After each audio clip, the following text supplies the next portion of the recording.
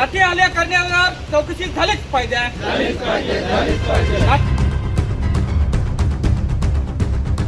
सत्यशोधक कम्युनिस्ट पक्ष महाराष्ट्र यांच्या वतीनं देशातील नीट पेपरफुटी प्रकरण, दिल्लीतील विद्यार्थी आंदोलनावर झालेला कथित लाठीमार आणि शिक्षण क्षेत्रातील वाढत्या गैरव्यवहारांच्या निषेधार्थ राष्ट्रपतींना निवेदन तहसीलदार दत्तात्रय जाधव, पोलीस निरीक्षक अभिषेक पाटील यांना देण्यात आलंय. हे निवेदन 23 जुलै रोजी नवापूर येथे सादर करण्यात आलं असून केंद्र सरकारविरोधात तीव्र नाराजी व्यक्त करण्यात आली आहे.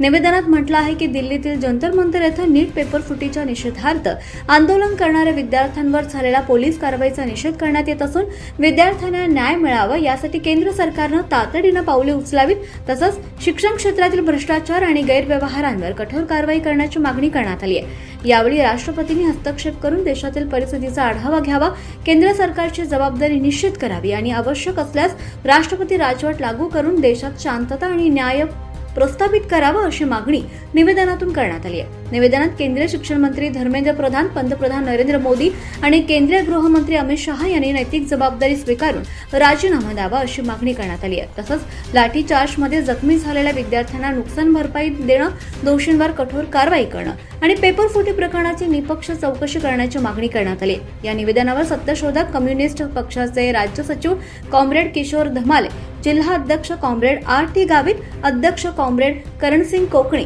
वंचित बहुजन आघाडीचे युवक तालुका अध्यक्ष उमेश पवार, प्रवक्ते वसंत पेंढारकर, अरुण नाईक, संगीत वसावे आदी पदाधिकारी आणि कार्यकर्त्यांच्या निवेदनावर स्वाक्षऱ्या आहेत.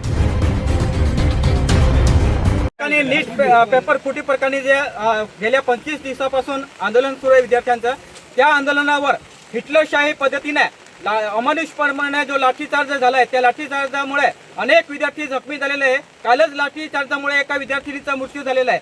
इतकं क्रूरपणे या आपल्या देशातल्या विद्यार्थ्यांवर लाठी हल्ला केलेला आहे. यांच्या आम्ही सर्वप्रथम वंचित बहुजन आघाडीने जो पूर्ण महाराष्ट्र बंदचा आदेश काढलाय, त्याच्या नेतृत्वाखाली आज आम्ही नवापूरला तहसीलमध्ये आणि पोलीस स्टेशनला निवेदन दिलंय आणि निषेध करतो या मोदी सरकारचा.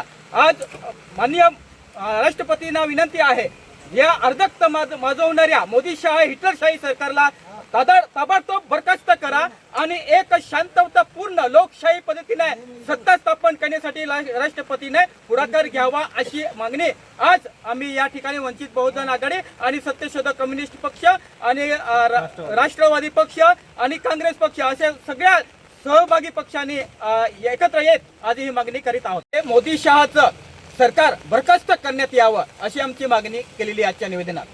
आणि ज्या आमच्या प्रमुख 4 मागण्या आहेत, जी काल विद्यार्थिनी मृत्यू पावलेली आहे तिला शहीद घोषित करण्यात यावा आणि जे विद्यार्थी जखमी झालेले आहेत त्यांना 1 कोटी प्रमाणे प्रत्येकी नुकसान भरपाई देण्यात यावी. आणि प्रमुख मागणी जी आमची आहे की शिक्षण मंत्री धर्मेंद्र